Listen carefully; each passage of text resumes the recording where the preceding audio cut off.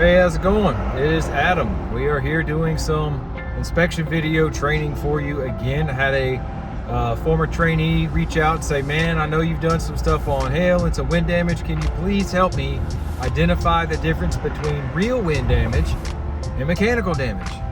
Yes, sir. We can definitely help you with that. What we've done is we've put together a compilation of a bunch of different inspections that had different criteria there, sort of like a different example. I think we got 6 maybe of some mechanical damage. So now, one quick disclaimer: if a contractor comes across this video, I just want to say that I'm not trying to paint you guys out to look like scum.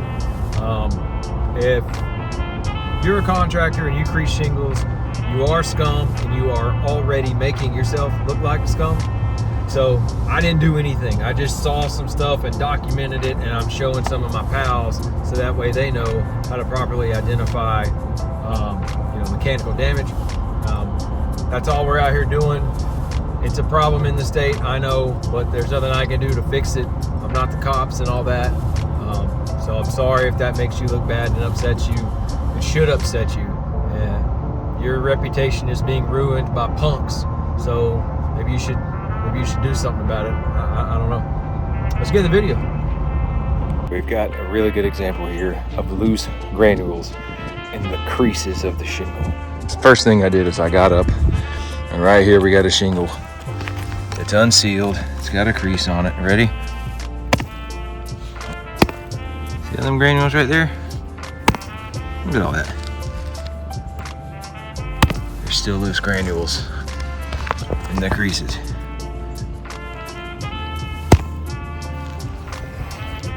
Dead giveaway. Okay, here's another good example of the location of damage to kind of give you an idea that it's probably not legit. They crease shingles on this slope, and they crease shingles on the front here. This is both the first and second story section of the house, so front and back. But then down here we've got a left and a right, and there's zero damage there. Why is there no damage there? Yes, it's because people who crease shingles are lazy, and you can catch them every time if you just look at the location of the damage. So we have another example today. We have a roof that appears to not be authentic wind damage. Some of it, a few here or there, could be real wind. Let's take a look around. We've got a large quantity of shingles here. We've got, see all my markings. They're just so random throughout the roof. There's 33 on the back slope alone.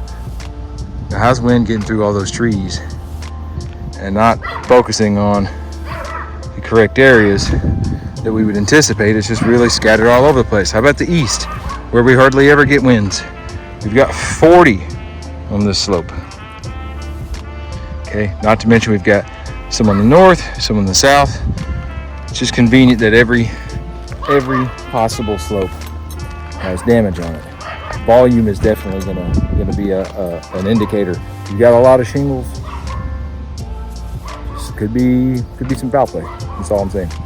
So it takes me a few days, several inspections, where I actually get a very good example of something I'm trying to demonstrate. And man, I have been waiting patiently for this one. I could not have picked a better roof to show you what mat transfer looks like. Yeah, look at that. Big old chunk missing on the bottom of this. There we go, look at that. Whew. It ripped a hole in the top part of the shingle. We got it on the back here. Big, huge chunk of mat missing from where these shingles were creased.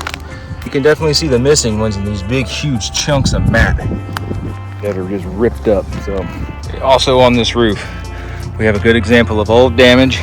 Okay, this is mechanical damage. Don't get it twisted. We see how gray that is. Okay, now right here we've got a nice fresh crease. Notice the color differentiation. One's darker black, one's more of a gray. This is also recent because watch these granules here. Ready?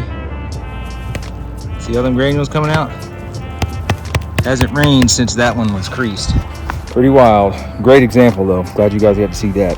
Okay, today we actually have a really good example of how the shape of the crease, maybe even the location of the crease, can give you an indication it's definitely mechanical damage. So we've got a roof that's been just absolutely ravaged by somebody. Mat transfer all over the place on pretty much every shingle. And then look, we have creases like this where, again, someone comes by hand, they either unseal it or try to find one that is already unsealed, and when they crease it, you can see here that we've got a pattern. It's not even straight across the top of the tile like wind typically does, but it's this weird shaped crease. It's partly in the middle and it comes way up here, and that's just because with your hand we're not applying equal pressure like wind would do. The pressure's on our fingers, so we're lifting more here, less here, and it gives this really weird deep crease here. And we do have some mat transfer right there. But for the last example that I'm going to discuss, there's obviously, you could probably talk about this all day long, but obstructions. That's a big one, because oftentimes we get houses like this one that have an immediate tree line in all directions of the house.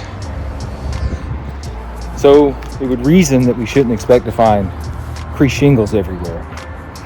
How's the wind going to get in there to create that in the first place? And this one actually doesn't have that.